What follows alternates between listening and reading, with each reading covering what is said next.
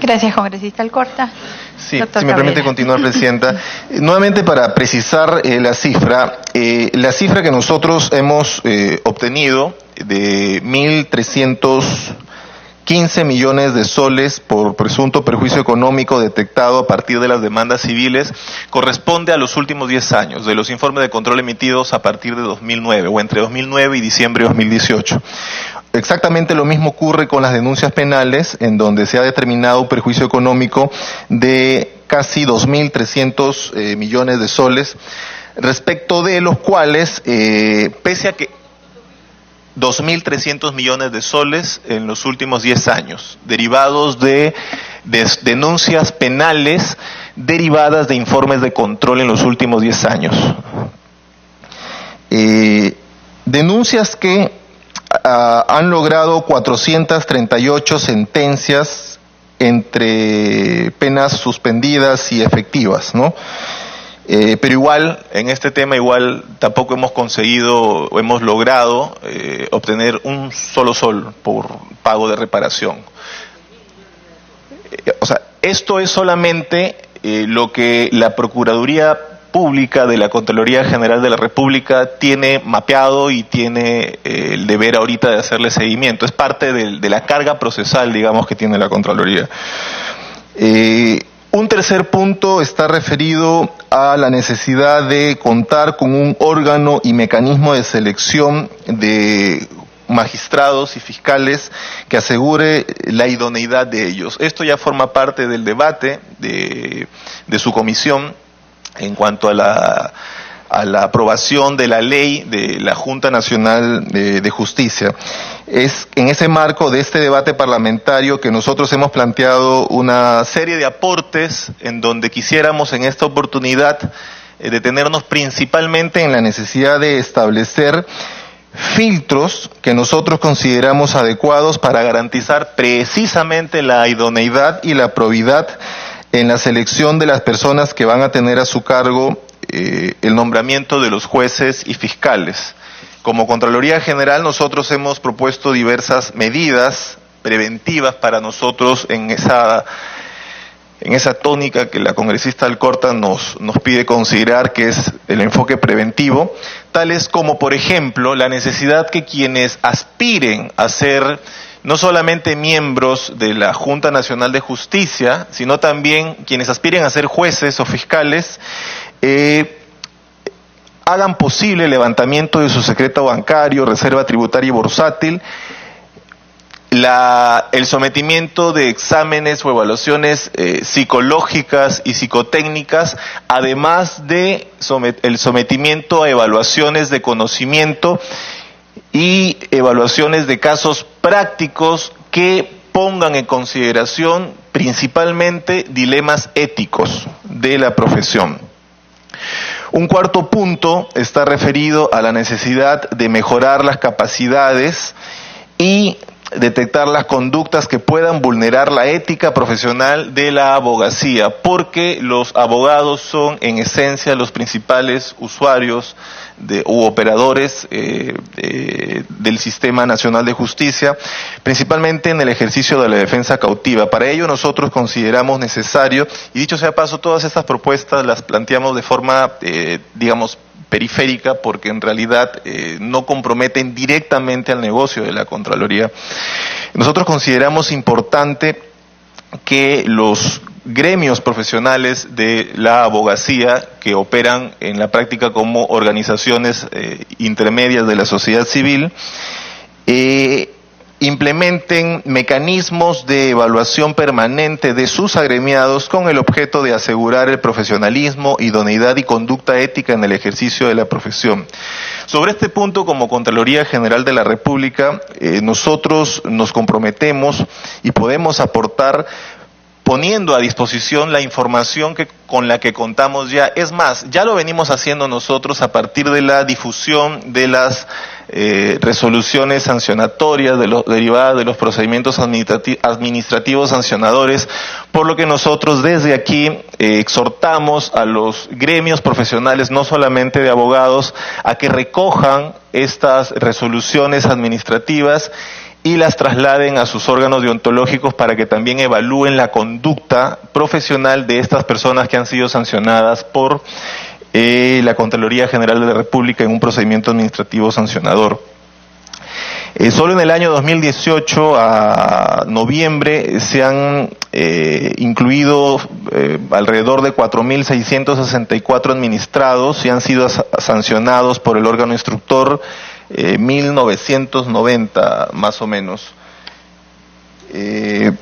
Finalmente, un quinto punto es el referido a la mejora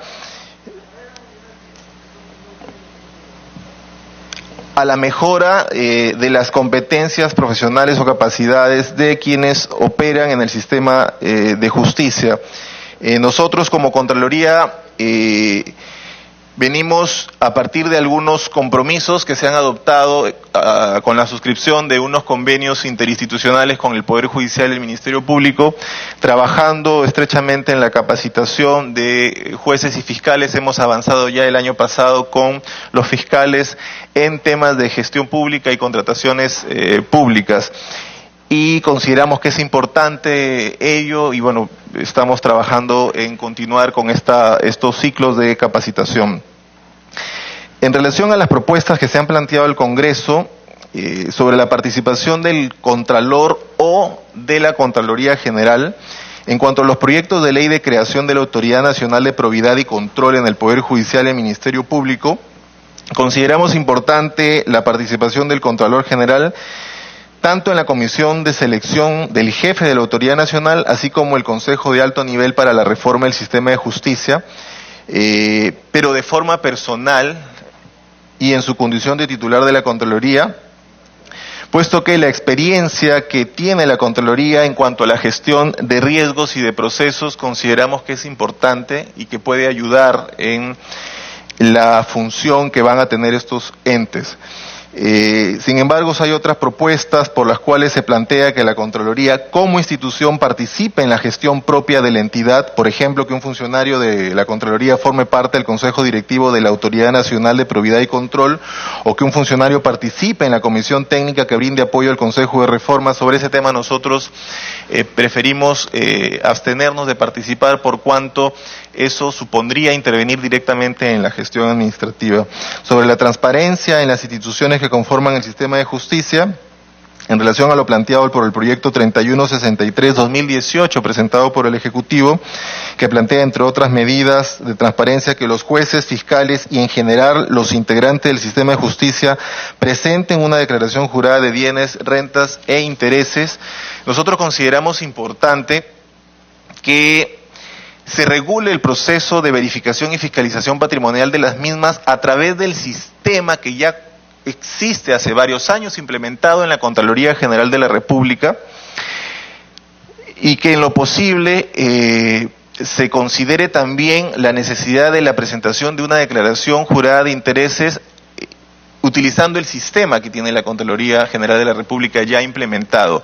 Para nosotros esto es importante por cuanto la probidad e idoneidad de los principales actores del Sistema Nacional de Justicia, que son nuestros jueces y fiscales, tienen el deber de, generar la confianza ante la ciudadanía en el ejercicio de las funciones, y desde el inicio, el proceso de selección, consideramos que es importante que exista este nivel de transparencia y que se utilicen los mecanismos que ya existen implementados y que son los que la Contraloría General de la República cuenta con un sistema informático que ha dejado a un lado el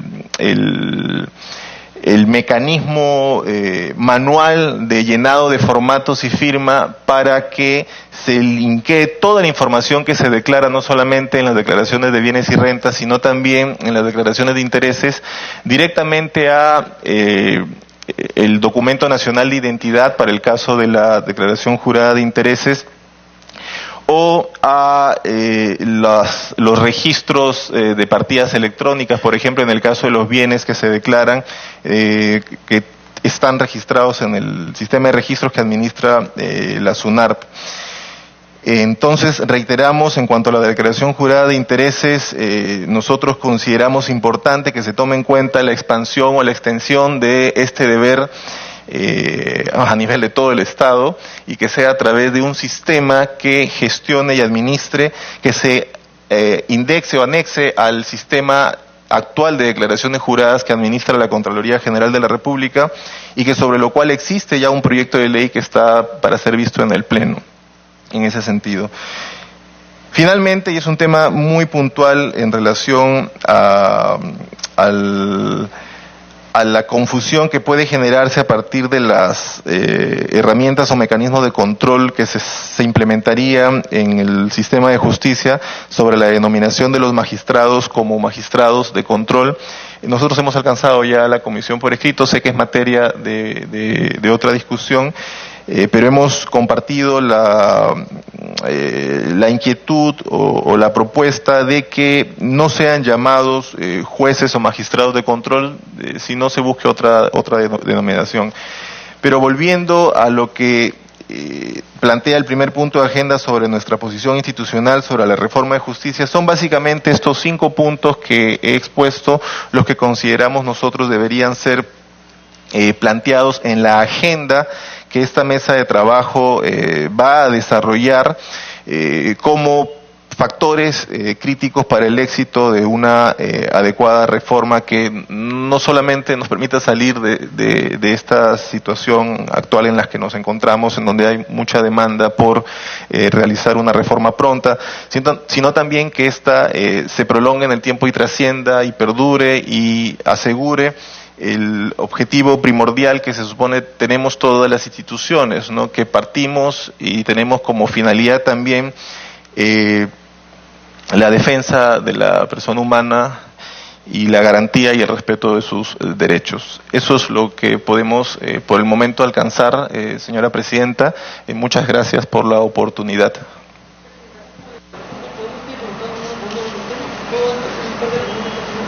Sí, las preguntas al final, congresistas, porque van a tener una segunda ronda en la que pueden responder todas las preguntas. Si es muy breve, por favor. Una pregunta, por ejemplo, yo he presentado un proyecto de ley para hacer un control sobre compras de Estado a Estado. Ningún gobierno produce ni fabrica nada. Y lo hemos trabajado juntos, le he pedido apoyo inclusive a la Contraloría, sobre el proyecto de compras de Estado a Estado. Yo tengo un proyecto de una ley que ya es que cualquier persona sentenciada por narcotráfico nunca podrá trabajar en el Estado. Cualquier persona que haya sido acusada por corrupción no podrá trabajar más en el Estado. Y por otro, y congresistas, funcionarios que alteren, engañen o mientan en sus hojas de vida tendrán inspectorados, pero realmente sin pasar por ninguna comisión. El hecho que hayan inventado un curso, posgrado, alteración de lo que ya no sea, se van a su casa. La pregunta que yo le hago acá al Contralor y a todos es: esas compras o esos financiamientos o licitaciones que se hacen a través del PNUD, del UNOPS y de la Organización Mundial de Inmigrantes, ¿qué tiene que hacer una Organización Mundial de Inmigrantes para hacer una licitación? Porque ellas no pueden ser fiscalizadas. Y también son corruptas.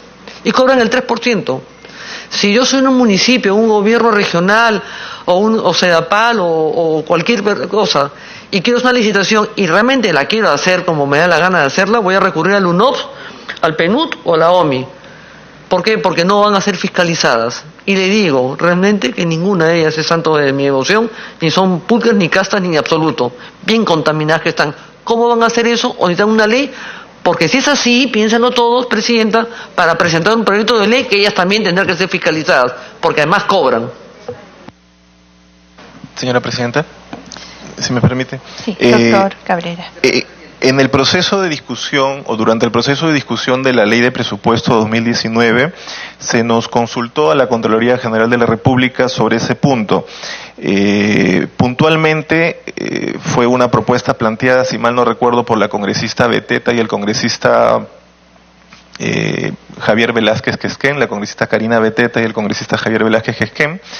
Se planteaba la necesidad de que los procesos de transferencia de fondos para la contratación de bienes o servicios a través de convenios con organismos internacionales fuera objeto de control concurrente. La Contraloría inmediatamente respondió y señaló que no tiene ninguna objeción y muy por el contrario, en la línea de lo que usted ha señalado, congresista Alcorta, está de acuerdo en que las transferencias de fondos para la ejecución de convenios o la contratación a través de convenios, sea OIM, sea UNOPS, sea cualquier entidad, porque sabemos también y reconocemos la necesidad de utilizar estos mecanismos por las características que tienen, pero de ninguna manera nosotros le ponemos el perfil a esta situación. Muy por el contrario, estamos de acuerdo en la necesidad de que, si así lo considera el Parlamento, ello sea materia de control concurrente. Sí, gracias, doctor Cabrera. Tiene el uso de la palabra el doctor Fernando Castañeda Portocarrero, viceministro de Justicia, él viene en representación del Ministerio de Justicia y Derechos Humanos. Fernando Castañeda Portocarrero, congresista Alcorta. Tiene el uso de la palabra, doctor. Gracias, señora congresista, señores congresistas presentes, colegas, funcionarios. Efectivamente, muchas gracias por la invitación. Del Ministerio de Justicia queríamos plantear, teniendo en cuenta el punto de agenda de la invitación, algunas ideas con la finalidad de conversar sobre este tema de común interés sobre la reforma del sistema de justicia, ¿no? Se nos plantea cuál es la visión que se tiene sobre cómo emprender esta reforma.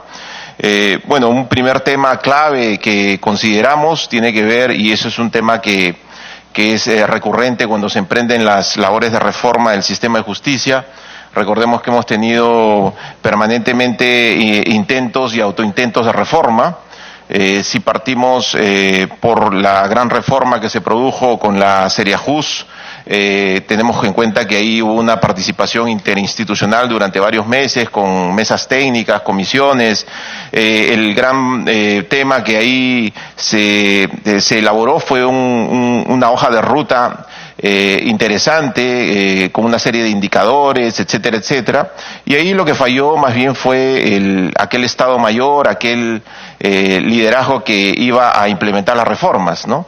Por eso es que desde el Ejecutivo se ha planteado subsanar este problema histórico con la finalidad de que los problemas de reforma sean solucionados sostenidamente en el tiempo a través del proyecto de Consejo para la Reforma. Porque es muy importante plantear los problemas y los proyectos, pero si con el devenir del tiempo no hay un espacio de cualquier naturaleza permanente que siga implementando estos acuerdos, entonces con el devenir del tiempo los acuerdos decaen y se extinguen. Entonces, un primer elemento que compartimos desde el Ministerio de Justicia tiene que ver con plantear efectivamente qué es lo que queremos reformar. Y eso está en función básicamente, señora presidenta, en función del problema específico que se quiere abordar. Ahí la recomendación es detenerse exhaustivamente, por más que parezca tedioso, puesto que si el qué no está bien definido a nivel analítico, entonces la consecuencia podría ser que se implemente una solución que no responda a la solución real del problema, o que solucione un problema que no lo es tal, o que lo es en apariencia. Por eso es que desde el Ministerio de Justicia planteamos 3 ejes.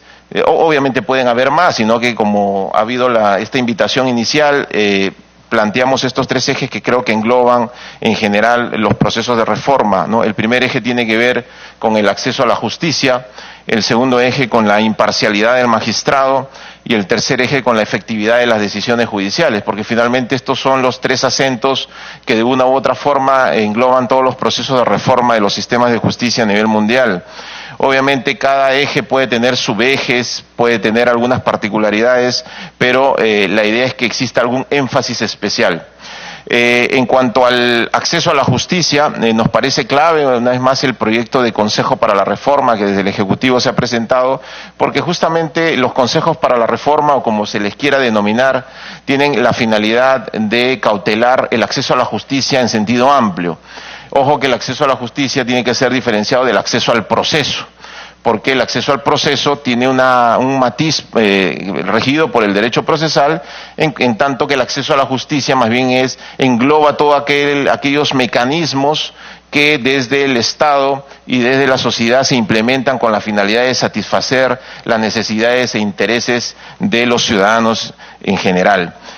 Por eso es clave que el Consejo para la Reforma se pueda implementar. Si se pidiese una agenda en relación a qué es lo que los consejos para la reforma pueden realizar, por ejemplo, se tiene el proyecto de interoperabilidad, ¿no?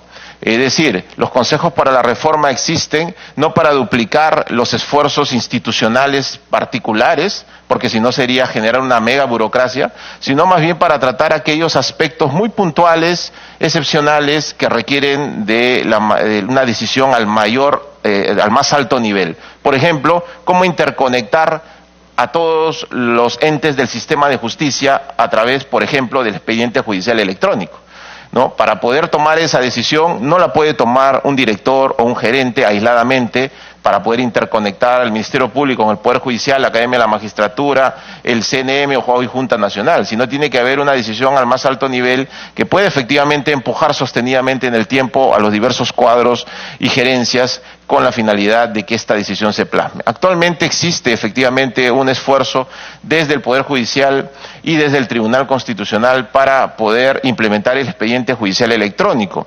Y este es un esfuerzo que se viene realizando con el apoyo del Banco Mundial hace un buen tiempo, y lo ideal sería que más bien estos proyectos se puedan impulsar y canalizar a través de estos espacios al más alto nivel político y técnico. Eso en cuanto al acceso a la justicia. Obviamente hay muchos mayores mecanismos. Otro gran mecanismo que tiene que ver y como parte de la agenda futura y que, digamos, incide directamente en el funcionamiento del sistema de justicia, son los mecanismos alternativos de resolución de conflictos, ¿no? Siempre cuando uno conversa con magistrados y magistradas, se les suele decir por qué que tienen la posibilidad de identificar aquellos casos que no debieran de llegar al sistema de justicia o debieran de llegar a aquellos casos que efectivamente lo ameriten. Ojo que no estamos hablando de una limitación absoluta del acceso, sino que efectivamente operen preliminarmente aquellos mecanismos para que efectivamente el sistema pueda operar. Recordemos que el sistema de justicia actual opera con más de 3 millones de casos al año. Entonces, y la Corte Suprema con más de 10.000 casos al año. Entonces, eso en un sistema es bastante complicado para poder generar y profundizar en los casos, para poder interpretar e integrar el derecho en más de 10.000 casos. Es bastante complicado. Las cortes internacionales o para citar una corte, la Corte Americana ha conocido el año pasado 80 casos, ¿no? Pero son 80 casos, es decir, aquellos casos que efectivamente tienen un alto impacto en la sociedad desde distintos puntos de vista sociales, económicos y políticos. Obviamente hay una necesidad también, y hay que reconocerlo, de tutela jurisdiccional y de acceso a la justicia. No se trata tampoco de convertir a la Corte Suprema en un espacio de élite en donde efectivamente, mientras los espacios de instancia y cortes superiores soporten miles de casos, la Corte Suprema solamente conozca de 80. Lo ideal es que exista justamente una mirada integral con la finalidad de que los mecanismos de resolución de conflictos puedan ir depurando aquellos casos que puedan quedar en instancias previas. Nuestro sistema es un sistema invertido, todo llega y todo sube hasta la Corte Suprema. Debieran de existir filtros previos, razonables obviamente, con la finalidad que efectivamente esto pueda tener los efectos deseados. Obviamente esto está sujeto a un control de razonabilidad con la finalidad de que efectivamente no se obstruya el acceso a la justicia.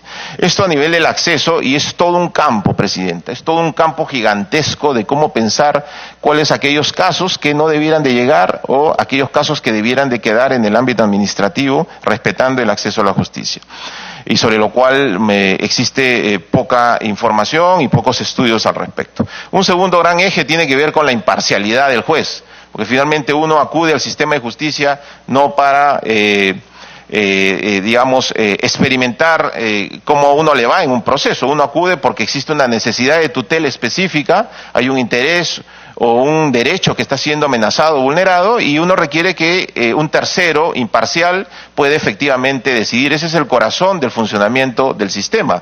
Si hay una diferencia entre de un juez con un funcionario en general del Estado, es que ese juez sí o sí tiene que ser un tercero imparcial, ¿no? Esa es su característica natural, sine qua non, sin el cual ese juez no podría ser juez.